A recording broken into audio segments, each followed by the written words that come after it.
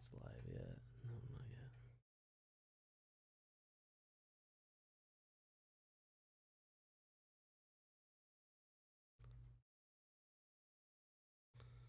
All right, I think we're live.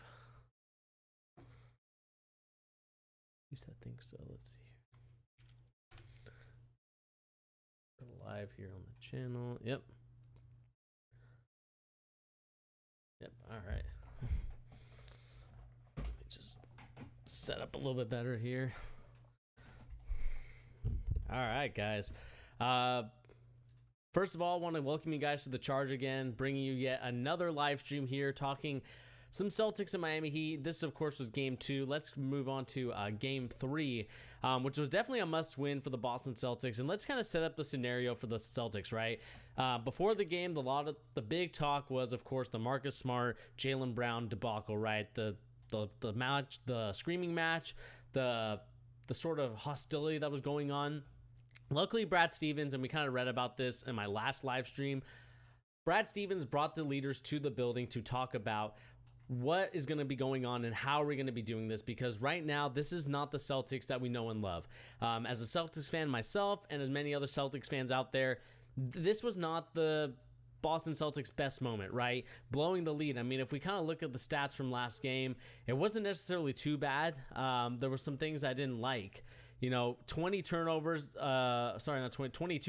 excuse me, from last game is definitely a recipe for disaster compared to 9 turnovers for the Miami Heat. And that's mainly the reason why the Miami Heat won that game, to be honest with you, because other than that, they shot about the same percentage. It wasn't too far off. I mean, the Heat shot even worse from the field. And it just kind of goes to show you that the Celtics have the ability to do it. It's just, the zone obviously creates a mismatch for them. And one thing that was really greatly missed was, of course, Gordon Hayward, another ball handler, facilitator, and scorer. Even though he didn't do a lot of scoring today, we saw Gordon Hayward in spurts kind of had the ability to show how to attack the basket and at least, provide another passer out there, because right now, I think they're going to be using their bigs a lot less. I mean, we saw Enes Kanter in there over Robert Williams, the big center. And I think the big thing for me, what I'm seeing here, guys, is that Gordon Hayward being played as a big and Jason Tatum as your basically biggest guy out there is what the Celtics are going to go for. Bam Adebayo is a great player, but I think that this Miami Heat team really focuses more on getting those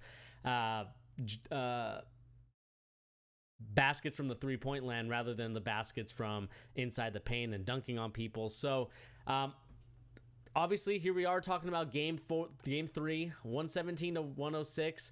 And this was just an all-around great performance from everybody. Jason Tatum, 25 points. Couldn't expect anything more from him. 9 for 20, not the best shooting percentage there. I know it's almost close to 50%. Kemba Walker, 8 of 16, great stats.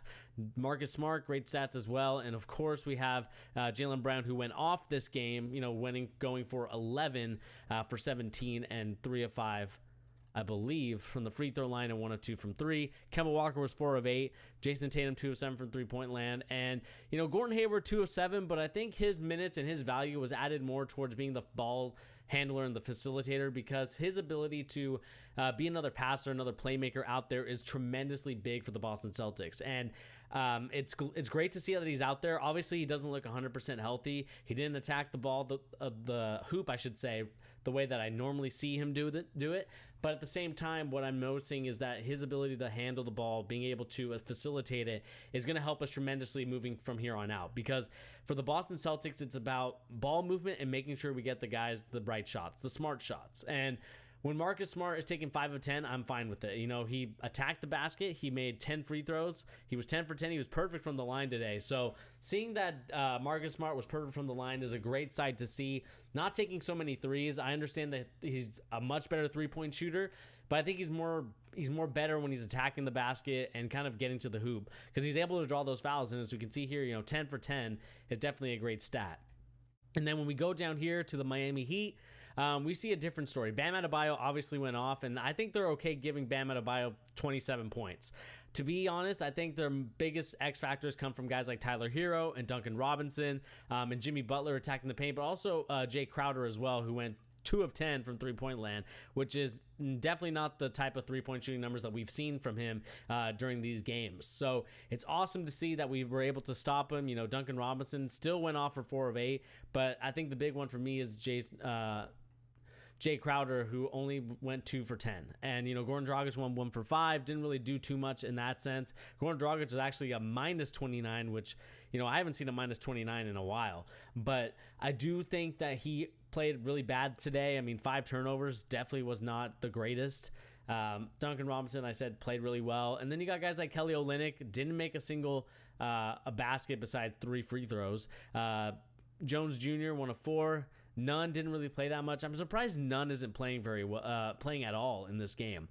4 minutes. I'd expect him to get a little bit more minutes. I don't know why he's not getting the kind of minutes that he normally got in the regular season. I understand Goran Dragic was hurt, but I think that Nunn could provide a X factor or a spark off the bench if done in the right system. And the fact that he's not in there is kind of surprising to me. And then you have Tyler Hero, who went 8 of 18.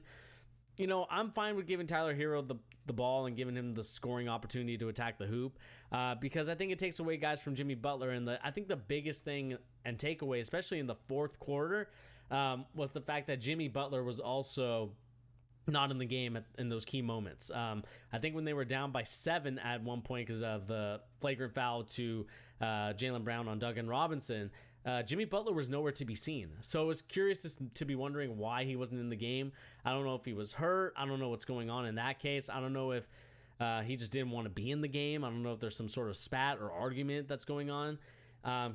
But nevertheless, he wasn't in the game, and that's kind of a red flag for me because I normally see him in the game and normally he's doing something, obviously as one of the superstar players on the team. So like I said, it's curious to me why he wasn't in the game. And that's kind of be the next storyline that we're going to kind of look at as we continue to talk about the Celtics stats here.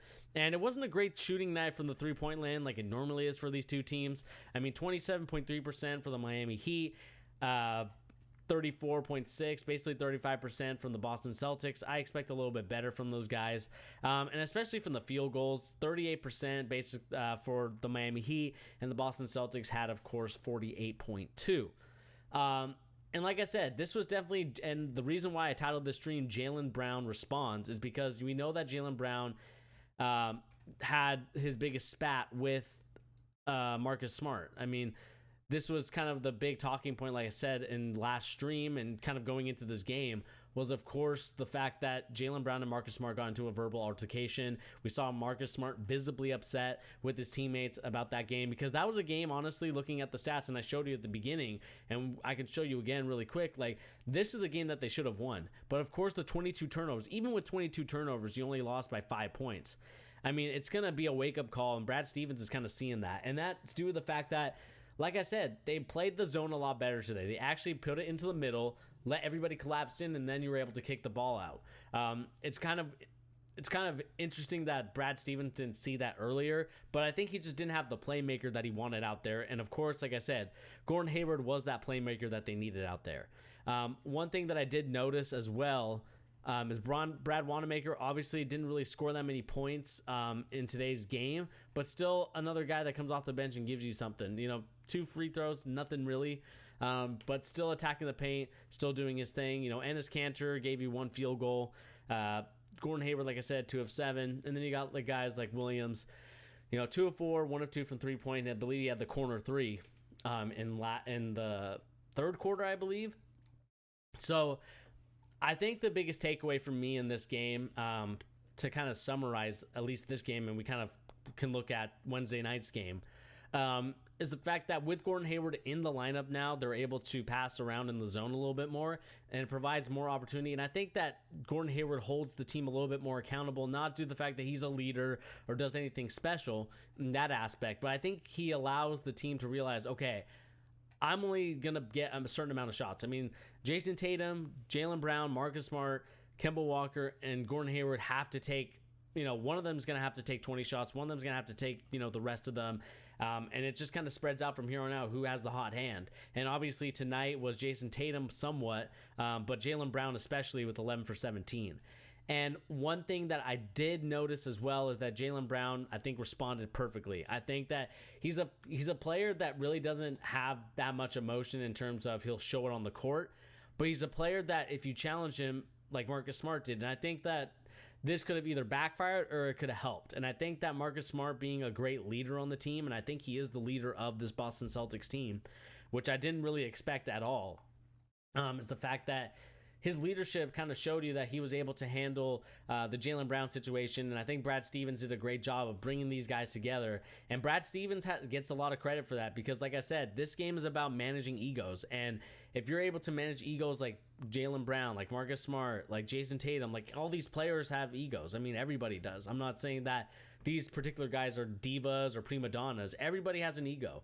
And it's about how you manage and deal with them. And Brad Stevens is learning, like, this is part of the game. This is no longer the college game or the high school game where you can just say, do you understand me? And everybody says, yes, coach. We're in a different era now. This is a different type of players. This isn't the sort of, run lines and run laps if you do something bad. This is more of what are ways to effectively get you guys to want to play the game and want you guys to play hard and to kind of play together as a team. Because there's times, where you get upset with people, you want to insult them, you want to cuss at them. But I think Brad Stevens did the right thing in making sure that he brought those two guys together, because if they didn't get brought together and they kind of let this stuff linger on, who knows what would have happened? Who knows if Marcus Smart in the game, if there was a bad turnover to Jaylen Brown, would have been yelling at him, there would have been cussing, and then we would have seen ESPN show on the bench Jaylen Brown and Marcus Smart talking to each other, getting into a physical altercation, not in terms of like fighting wise, but they had to be separated. I mean, we see this with Mario Chalmers and LeBron James back in the day. We see this with a lot of players today, and I just don't want to see that, especially when you're down 2-0, and especially if the Celtics would have lost today's game, it would have been down 3-0, and I think that would have been sayonara, game over. But I'm glad that the Celtics responded in a positive and correct way, even though they kind of let down a little bit. And I do have to give Jeff Gundy some points here. Jeff Van Gundy, that is. He kind of nailed it on the head. I think that they tried to stall the game for a long period of time instead of actually going to attack. And kind of watching the film again and kind of looking at some stuff here before I started this live stream, I think that they need to just run the offense. They need to run the offense, stop passing it to the top of the key, or stop passing it around the key, actually get into the paint and then bring it back out and then assess, and then you can attack. Because I think when you don't do that, you leave yourself vulnerable and you leave yourself, susceptible to bad passes, to tip passes that lead to breaks down the line. And, you set up Jaylen Brown in a bad situation where he has to get a flagrant foul, even though I think that I understand like the flagrant foul was a thing. And I understand that in the books, in the rule books, that by law, by the letter of the law, it was a flagrant foul. But I also want to know from the refs is why he wasn't able to have at least some space, because Duncan Robinson is in on him. Like, he's in his jock strap. Like, I'm not trying to sugarcoat anything, but he's literally in there. So I don't know what you want Jaylen Brown to do. I don't know if you want him to scoot back or anything like that. I think it needs to be a foul on Duncan Robinson in that scenario. But it's still a flagrant foul. I will give you that. But at the same time, I still think that Jaylen Brown deserved to at least have some space. But that's just a side tangent. Like I said, the Celtics played excellent today. I was very impressed. And I think, like I said, the biggest takeaway for me is having less turnovers was the key, but also the fact that the shooters didn't really shoot very well for the Miami Heat. Goran Dragic, 2 of 10. Jay Crowder, 2 of 10. Jimmy Butler, 6 of 13 for only 17 points. Didn't really play very well. Had a -7 plus minus. Bam Adebayo was the only one that really came and showed out, and Tyler Hero as well. But I just think that it kind of goes to show that we're fine giving 27 to Bam Adebayo. I'm fine with that. It's all the other guys that I just don't want to see. Because like I said, I will give Bam Adebayo his 30 to 35 points if that means we're able to stop the three-point shooting. Because like I said, this is a three-pointers league, right? It's about the amount of threes you make, and sometimes it frustrates me to nauseum when I see Jason Tatum, and my girlfriend and my family can attest to me getting upset during the game when I see Jaylen Brown, or Jason Tatum that is, take a sidestep fadeaway jumper. And I understand that's part of his game, that's part of his gimmick, but at the same time, I just don't want to see it. I think that he's a much better player than that, and I think that there's some shots that he could take that are a lot smarter, that if he wants to attack, and that's kind of another thing that I want to bring up as well. I know Jason Tatum is kind of trying to grow accustomed to this league, but he's got to stop looking for the calls when he goes into the paint, because there's some times where it's just clean strips, and I want you to use your length, Jason Tatum. Like, use your length to attack the ball. You see how James Harden's able to kind of maneuver the ball when he's going to the paint and attacking and finishing? I need you to go to whoever's trainer James Harden has and go to talk to him, because he's going to help you attack the rock and make sure that you don't get the ball stripped every time you go into the paint. Because the problem is that even though you're 6'7", Jason Tatum, you're still bringing it down to guys that are like 6'5", 6'6", and they're already, hands are already down. You might as well just bring it up and try to attack the paint.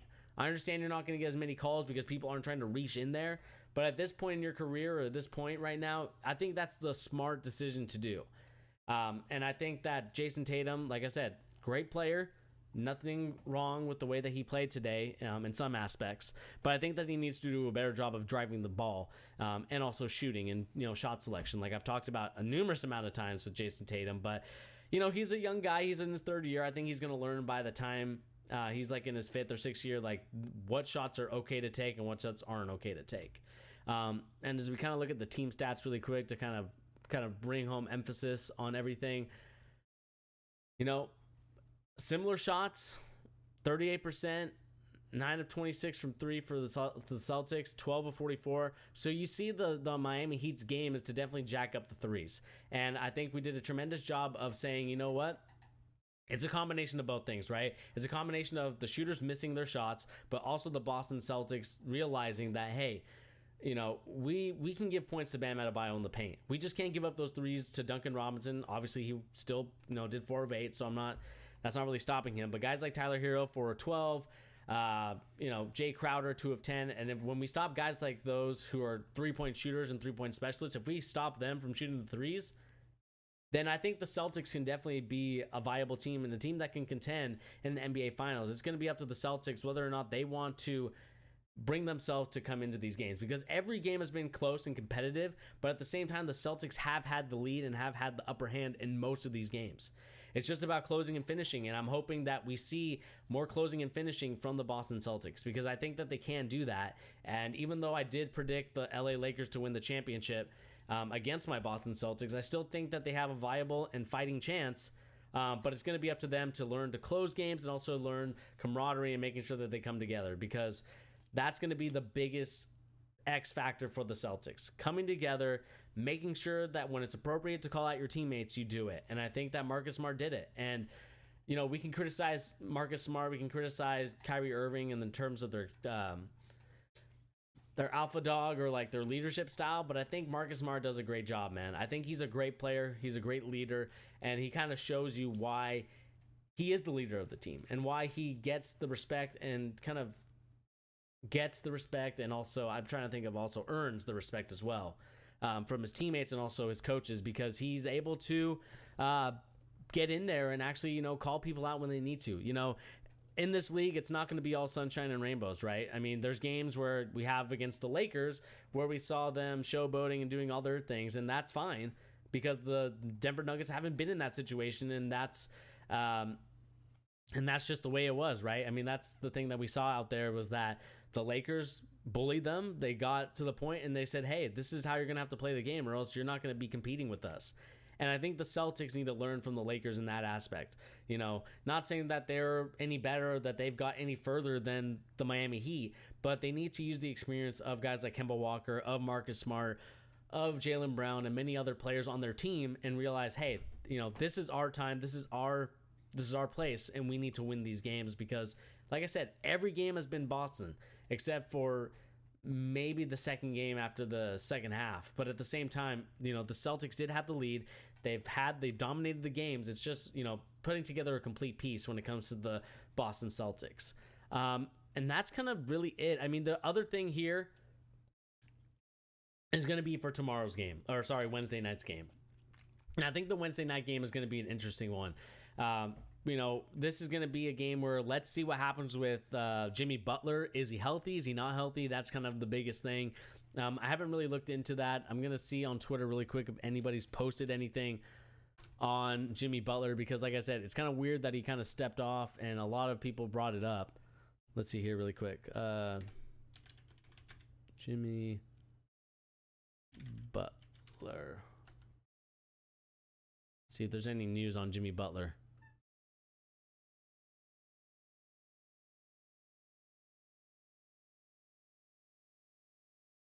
See if there's any latest on him, because that's going to be a huge one. Let's see here. Jimmy Butler, we've never given up, but I think he gets all playing from behind consistently, especially with a great team like Boston and what they bring to the table. We didn't do anything that we said we were going to do.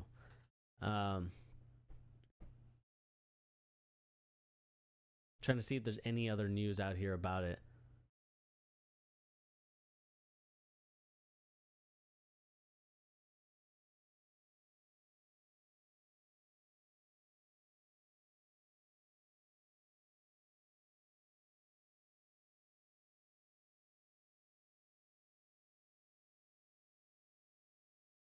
So Eric Spoelstra did say something, and this is by Willem Manso. I'm not sure who Willem Manso is. Maybe he's a sports director, host reporter. So he's a reporter for the Miami Heat. Kind of talking here about Jimmy Butler. Jimmy Butler not playing at the end of the game. Explained there was no injury. We're just trying to do something different there. I don't care who you are. You definitely need Jimmy Butler in the game. It doesn't matter if you're down 10 or down 5 or down 2. If Jimmy Butler's not in the game, I'm not sure why. It's going to leave me question marks, right?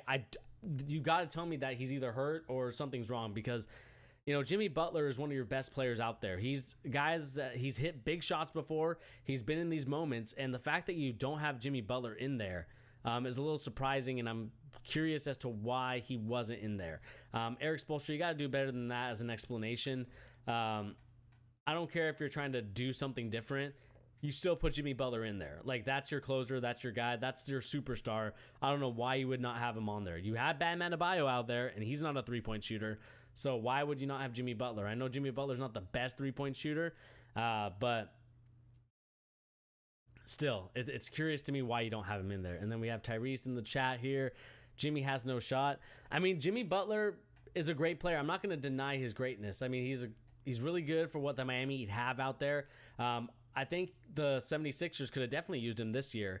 And I think Jimmy Butler just fits this team so well. He's a guy that, is a veteran, has been on a couple teams now, but I think he's just like the rest of those guys, right? Goran Dragic has been on a couple teams. Kelly Olynyk's been on a couple teams. Andre Iguodala has now been on a couple teams. Bam Adebayo obviously drafted by the Heat, so he's kind of relatively new. Tyler Hero also relatively new. Jay Crowder's been on a couple teams. I mean, they're a team that has a lot of players that are from multiple teams that didn't really want them and didn't really see fit of them. But Eric Spoelstra, like I said, I give a tremendous amount of credit to Eric Spoelstra, man.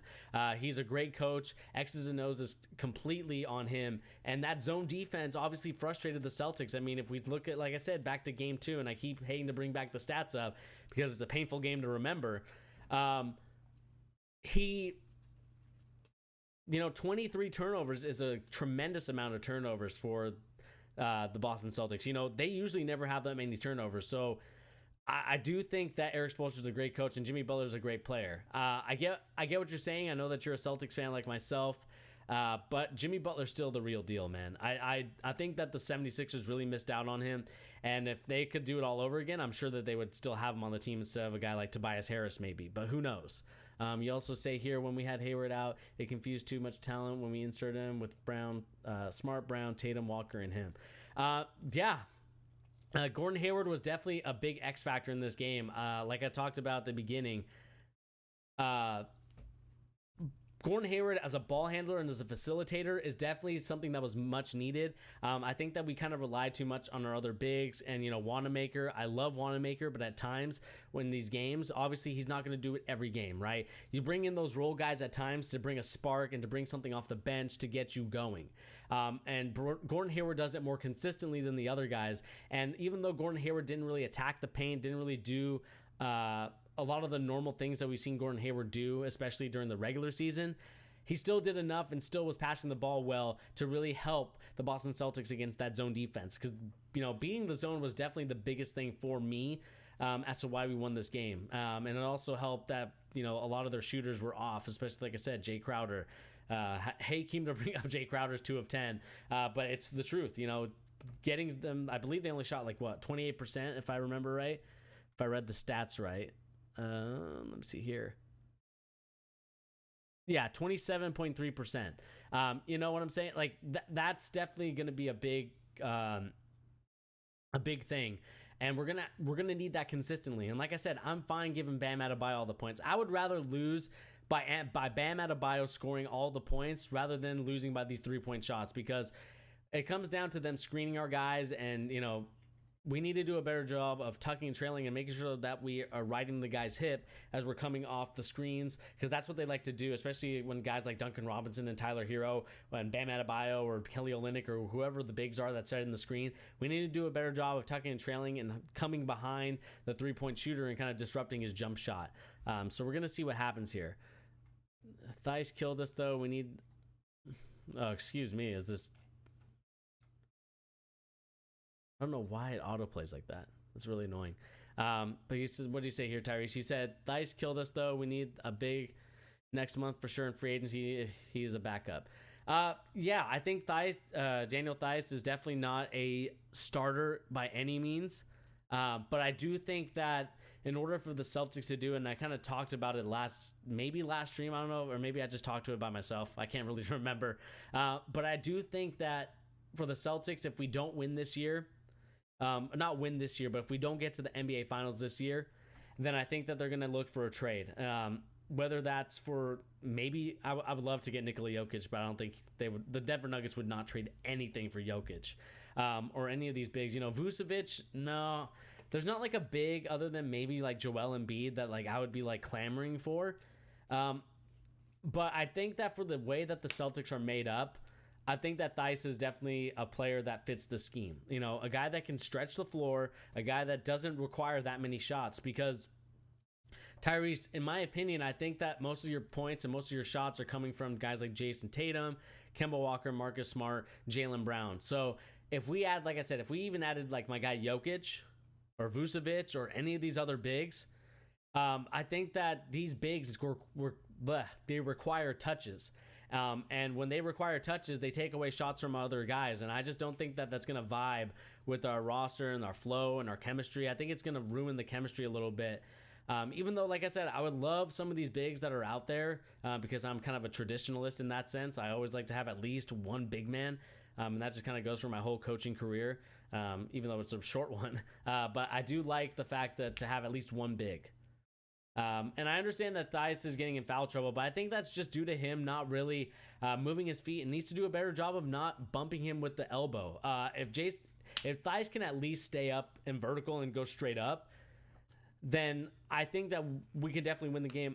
The problem with Tristan Thompson, Tyrese, is that he just doesn't shoot the 3-ball. And this team requires at least the big to be a threat from 3. You don't have to make all the threes, but you at least have to be a threat.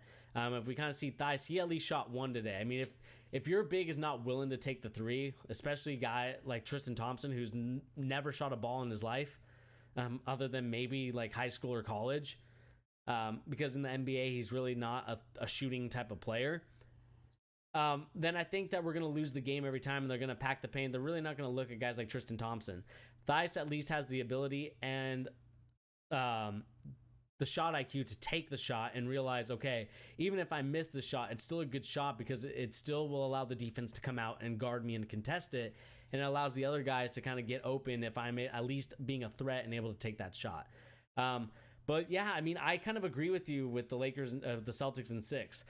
It's going to be a tough series. Obviously, it could go 7. I could see it go 7. But I do like your prediction at 6. I would hope it's 6 because I want the Celtics to be well rested, and it would be a fun Lakers Celtics rivalry again. Like, I miss that about the NBA. I know we only had it for 1 year with actually we had it for 2 years, I believe. Where the Celtics won their first championship and then the Lakers won their second one, or was it their second one? I believe it was their second one. So it would be a fun rivalry again. I would love to see that kind of revitalized. I understand that we had the Bird Magic rivalry, but I wasn't alive for that. So it'd be fun to kind of watch another rivalry between those two teams. And you also said that we need boards, though. We have enough scorers. I mean, let's kind of look at the boards here. 50. I mean, we had 50 boards. They had 42. Jason Tatum is definitely taking a lot of the responsibility in the rebound category. One thing that I did notice as well is that Theis, gets 7. I just think that we're more of a team rebounding. And one thing that I did notice is that we need to do a better job of boxing out, because there's times where I just see us not really boxing out, not really doing our job. And I'm just like, what the heck? I mean, especially on a free throw, you're going to give that up. I mean, come on, man. Like, we need to do a better job of rebounding. I do agree with you that we need a little bit more O boards. Because I think our O boards was kind of bad. What was it? We had 10 O boards, so they're 12. And obviously those 2 extra rebounds give them another opportunity to score a 3. I mean, we kind of saw that with that missed free throw that allowed them to take a 3. I think they missed it, got the rebound, and then potted back. But I do think that this team, I think we're okay on the rebound. We just need to, rebounding to me is an effort thing, to be honest with you. If you're not willing to at least go get the board, at least box your man out to grab the board, then I think that you need to just evaluate yourself as a player, and also and your coach also needs to evaluate it as well, because, rebounding comes to effort and hustle. If you're not willing to get the board at least, and give yourself an opportunity to go score down the basket after they missed a shot, then why are you on the court? Why are you even on here trying to score the basket if you're not going to rebound for me? And I think Jason Tatum realized that, okay, if I'm going to shoot 20 shots, I at least got to get 13 boards, because I understand I'm going to miss some shots. So let me at least give my team another opportunity with all these boards and making sure that, our team is the only one that scores. But like I said, I think this team I think we're going to be okay. I think, like you said, in 6, we're going to be fine in 6. But let's see what happens. I would love to know your guys' thoughts and comments in the comment section down below. Who do you guys think is going to win Wednesday night's game? Is it going to be the Celtics? Is it going to be the Miami Heat? And also let me know in the comment section down below, or if you're in the chat right now, what do we make of the Jimmy Butler situation? Because I think the Jimmy Butler situation is interesting, right? Didn't really play in the 4th. We kind of talked about it on Twitter from our guy Will Manso. I'm curious in the next couple of days if Jimmy Butler is going to be put on the injury report and seeing what's going on with him. Because if it's something with his foot, something with his knee, I would love to know what's going on with him. Because, like I said, the fact that he wasn't in the game was just a little questionable, and it was a little suspect to me that your star player was not in the game. I just don't get it. I think Gordon Hayward is a big boost off the bench, especially with his ball handling. Tatum and Kemba are not as good ball handler like Gordon, and we need that. Yeah, I think the problem with Kemba Walker, I think he is a good ball handler. But I think with Kemba Walker, he tries to do too much. I mean, we saw it in the first 2 games, and we kind of saw it in the Toronto Raptors series, right? We saw too many piston dribbling. I mean, he's looking, I don't know if, Tyrese, if you know who, Julian Newman. I don't know if you know who Julian Newman is. He's the really short guy that used to play. He went against LaMelo Ball, I think, on Ball Is Life. The way that he was dribbling just reminded me of that, man.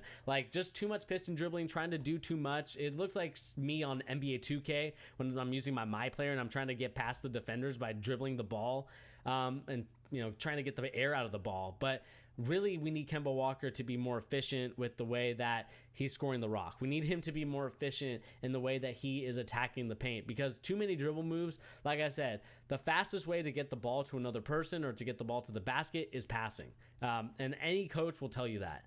And we need Kemba Walker to do a little bit more of that.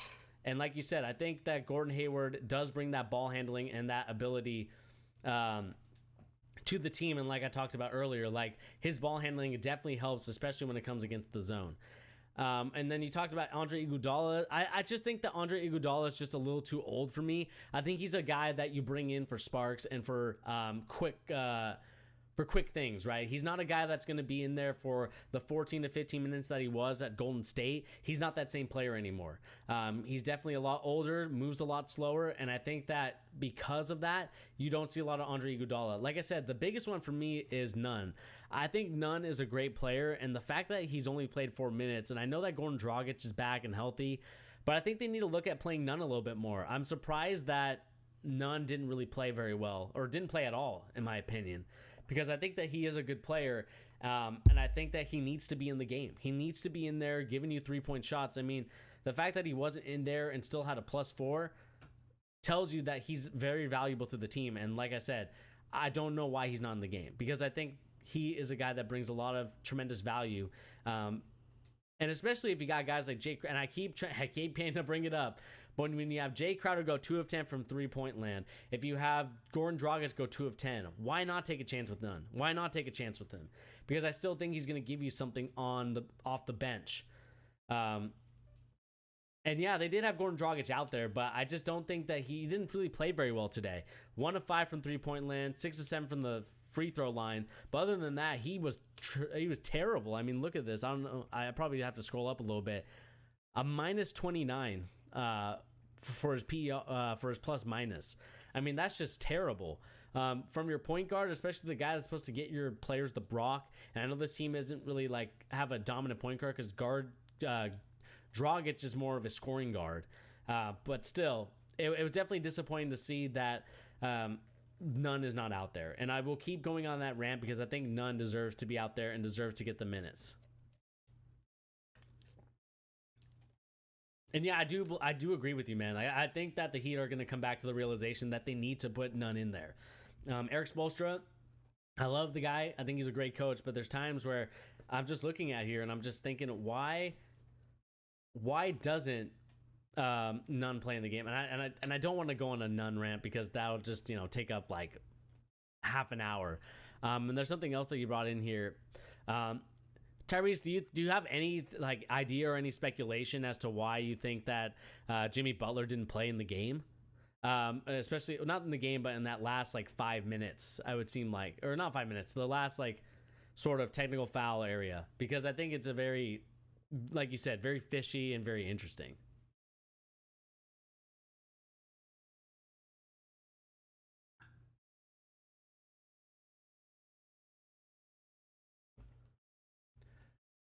And I'm trying to see here if there's anything else that we need to talk about. I don't think that there is. Let's see if Celtics Twitter's saying anything right now. I don't think so, but we can kind of take a look. Nothing really too bad. We got Jaylen Brown saying, "I'm glad to be part of this team and this organization. I'm proud of how we responded." Jason Tatum on Gordon Hayward. We're so much better when he's out there. So more dynamic, so more versatile. To have him back is everything. And look at the stat lines, look at everything.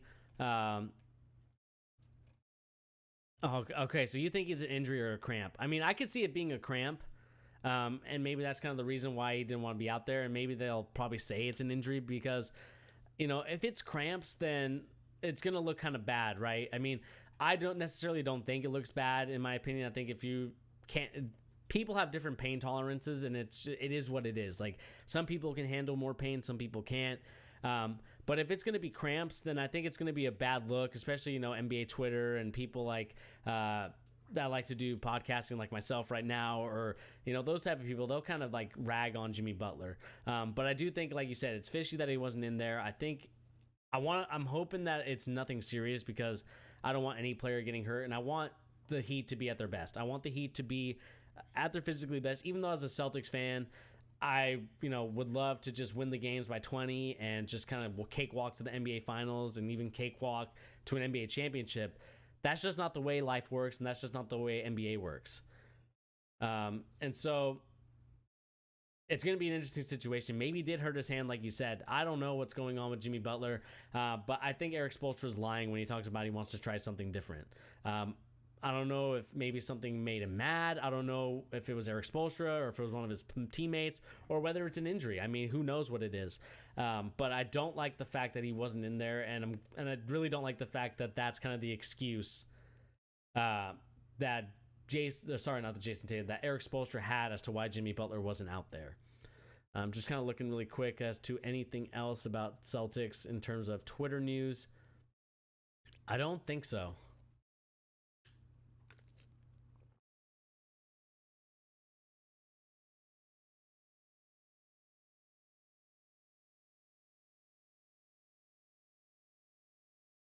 Here we go. Let's kind of read this from Heat Nation. So Brad Stevens reveals what Boston Celtics did to contain Gordon Hayward, because obviously, like I said, he went 2 of 10. So Brad Stevens on switching matchups to start the game. Marcus Smart ball pressure on Goran Dragic was important. It's something we need to continue to look at. Marcus Smart did a great job on a guy who's playing better than I've ever seen. And let's see here, anything else to talk about. Dragic's ability to score and handle Rockets may surprise many observers all season long. He scored a personal postseason high 29 points in Game 1, followed up by 25 in Game 2. Come Game 3, he was the leading scorer in the playoffs, and obviously he's going to be a free agent. I don't know. I'm not sure. I mean, I think we just did a really good job. I think Marcus Smart's kind of taking the responsibility that now he doesn't have to be the facilitator as much like Gordon Hayward. But it's really interesting that, Goran Dragic got stopped a little bit. Goran Dragic is a great player. I've always kind of had my fascination with him just because I think that he is a good player. I think that he could bring something to a championship type of caliber team. But obviously today we stopped him. We did a good job. Gordon Hayward definitely was the key factor as to why we won the game, because his ball handling and his ability to kind of get people the ball, attack the hoop when he needs to, another ball handler, another facilitator. It makes us small a little bit because we might have to play Gordon Hayward at like the power forward and Jason Tatum at the center, or even if we go Theis, it makes us a little bid small because I think Tatum likes to play more on the wing than he does in the post. Even though he likes to post up, it's still something that I like to see from Gordon Hayward is another ball handler out there. And yeah, I do agree with you, Tyrese. I mean, that's like us being down 7 and Tatum's out. It would leave me questionable if we were down 7 and one of our best players like Jason Tatum was out of the game. It'd be the biggest storyline I feel like to be talking about. I feel like that's not something that, other than Jeff Van Gundy pointed out, is simply not what people are talking about at the end of the game. I mean, obviously you have the reporters talking to Eric Spoelstra and all that situation. But still, it's a little curious to me. I want to see if maybe Heat Nation has a article as to why he wasn't in there.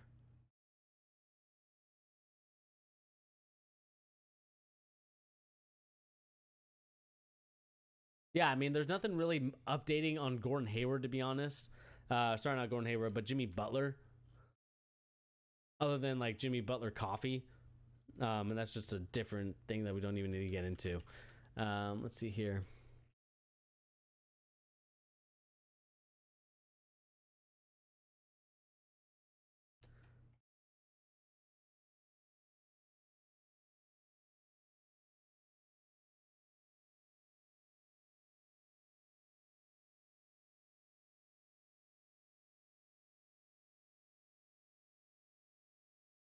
I'm trying to see here. Anything else?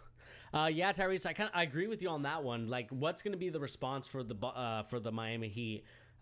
Because with Jimmy Butler, I don't know if he's going to be a game time decision or not. They've only lost one game, and that's when Giannis was out. This is going to open the floodgates, I feel like, for the Boston Celtics. I mean, I know Heat fans and people that hate the Celtics haters. I know that they're kind of upset that it's not going to be a cakewalk for the Miami Heat. But still, at the same time, I think that we have to realize that this series was never going to be a 4-game or 5-game series. This is definitely going to be one of those drag it out series where it's either 6 or 7. And I do want to see a little bit more of a situation where we see the Boston Celtics take advantage of this opportunity. And like I said in the first and second game, the first game was definitely ours. I don't care what anybody says. We just took some bad shots and some bad key moments. And like we talked about earlier with Kemba Walker, just over dribbling the ball, getting into bad situations, bad turnovers. And Jason Tatum needs to learn to not bring the ball down low so he gets stripped all the time. I've talked about this. I mean, I've just started noticing it a little bit more because it's frustrating to me watching him as an NBA scorer kind of bring the ball down and having it stripped out, and then he's whining and complaining about a foul.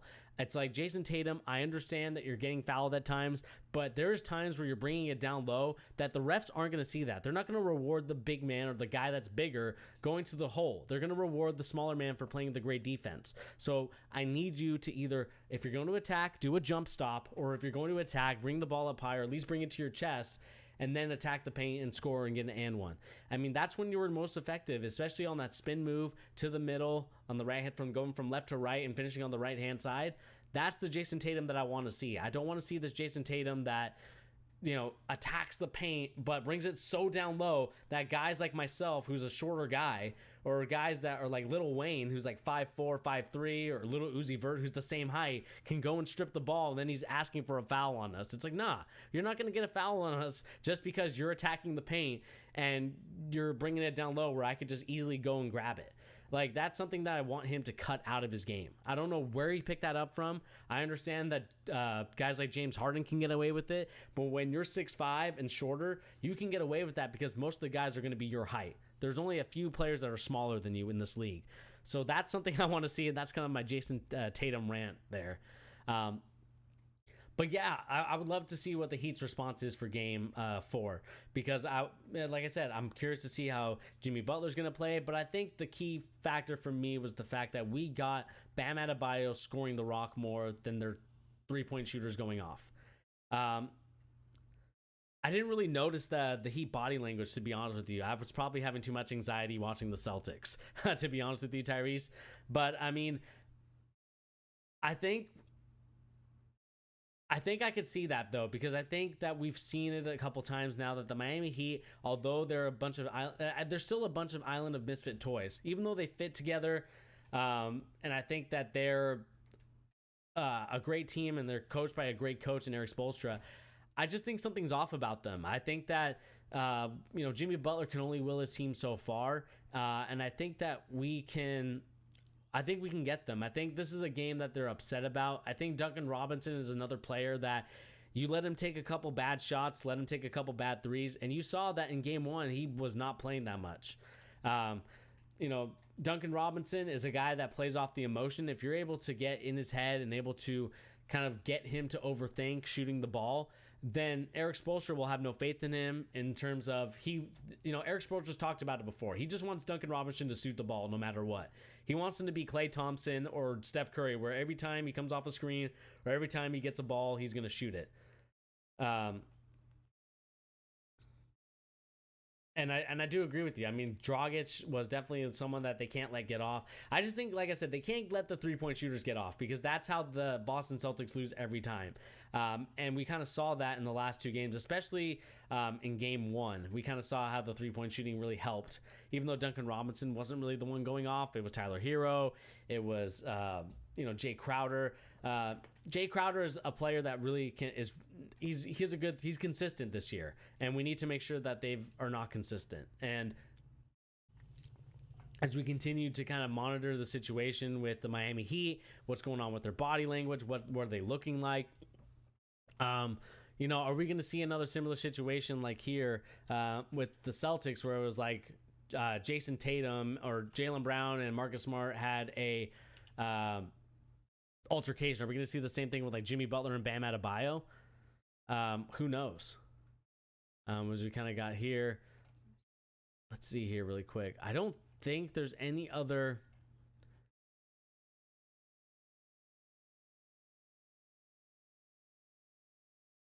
Next game. I mean, nothing really here.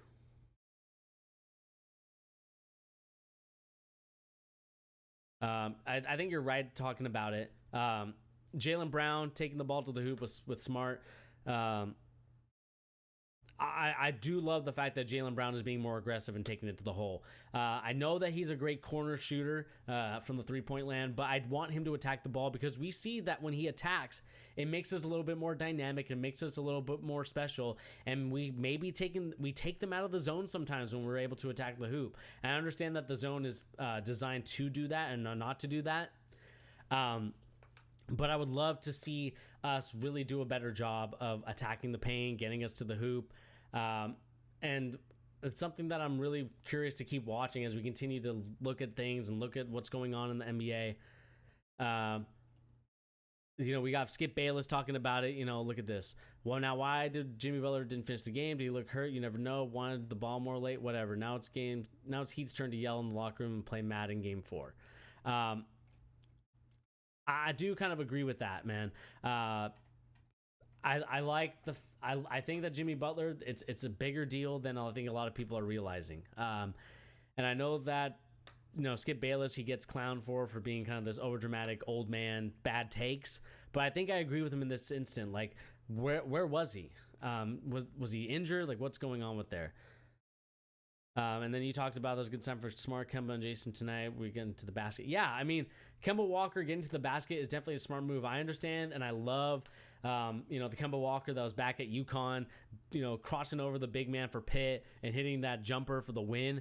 But I like when Kemba Walker attacks the hoop because it makes us more dynamic. And this team is a lot smaller than I feel like the Raptors are. So if we're able to kind of, again, attack the hoop with Kemba Walker, attack the hoop and get to the basket, especially guys with Jaylen Brown, Marcus Smart doing a better job. I know he's a three-point shooter now. He can shoot the ball better.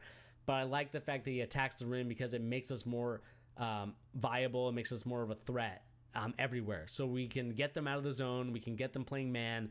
And we can start shooting the ball and attacking the hoop and getting and ones instead of kind of relying on passing out of the zone, even though I did like the fact that Gordon Hayward was able to pass in and out of the zone, especially with other players as well. It just made us more dynamic. It made us look a lot better than I thought we realized we were. I think that we're not going to be a zone team. I don't think, Tyrese, that we're going to be playing a lot of zone. I understand we played a little bit tonight at some points, like a matching zone, which isn't really a zone. But I like the fact that we're a lot more versatile with Gordon Hayward in there. And it just kind of allows us to attack the hoop, attack the paint. Like you said in your comment just now, previous game, Jaylen Brown and Kemba Walker had no room to get to the basket. Yeah, and I think that with Gordon Hayward in there, it allows him to get to the basket. It allows those two to attack the paint instead of clogging it up and forcing Kemba Walker, who is, dribbling the ball like Pistol Pete Maravich back in the day in the 70s, even though I never watched Pistol Pete except for like some highlight videos. But I do like the fact that Kemba Walker has a lot more attacking lanes, and so does Jaylen Brown. I think that Gordon Hayward is going to force the Miami Heat out of zone. It's going to force them to actually play man. It's going to force them to actually think about, okay, who's going to match up? Bam Adebayo, a slower guy, not necessarily the fastest guy. So he's going to have to cover either Jason Tatum or Gordon Hayward. And if they're on a switch, on a mismatch, I think it's going to be an advantage us the whole time. And also as well, the 3-point shot didn't go down for them as they normally do. But that's kind of just it, guys. I mean, I don't know if there's anything else to talk about here other than the Miami Heat did their thing. In the first two games, we kind of did a bad job, in my opinion. But we should have won at least one of those games. It should be 2-1 us, not 2-1 Miami. But that's kind of how the NBA is right now, and that's what I love about it. Surprise. Gordon Hayward played 30 minutes. I think it was kind of the smart move on Brad Stevens. I understand that you're not trying to risk him getting hurt, but at the same time, I like it. I like the fact that he was in there for 30 minutes because it makes us a little bit more more versatile. It makes us actually attack the hoop. And I think it's good. I like the fact that he was going to attack. And help us kind of spread out the court. And now we're going to see what happens when Gordon Hayward gets back fully healthy. I don't know when that's going to be, whether that's going to be this series or the finals. Who knows? Hopefully it's sometime soon because I would love to see it. But other than that, guys, that's really going to be it here for guys on the charge for my stream right now. Thank you guys so much for coming, Tyrese. I really appreciate talking to you here, man. Talking Celtics as a Celtics fan. Hope you're doing well. I'm not sure if you're from the Boston area. Hopefully everything's going okay in the Boston area. But nevertheless, guys, that's going to do it here for The Charge. Give you the latest NBA news and rumors and also basketball opinions. And, of course, guys, we're talking about basketball opinions here on The Charge, especially when it comes to our Game 3 recap and review when it comes to Jaylen Brown responding to Marcus Smart and Brad Stevens for calling him out. And I'm glad that he did it in a such respectful and an appreciative manner. So anyway, guys, this is going to be it for your boy Bernie here on The Charge. I'll catch you guys on the next live stream. We'll see if it's tomorrow. It might be tomorrow night. I'm not sure when. Let me check really quick when the Lakers play at what time. Lakers in 5. Lakers versus Nuggets. Let's see what time they play at. So they're going to be playing tomorrow at 4:30. So they're going to be playing before the Monday Night Football game. I might be able to live stream before then. But anyway, guys, like I said, my name is Bernie here on The Charge, and I'm going to catch you guys on the next live stream. And also look out for that Madden video. Anyway, guys, catch you later. Peace.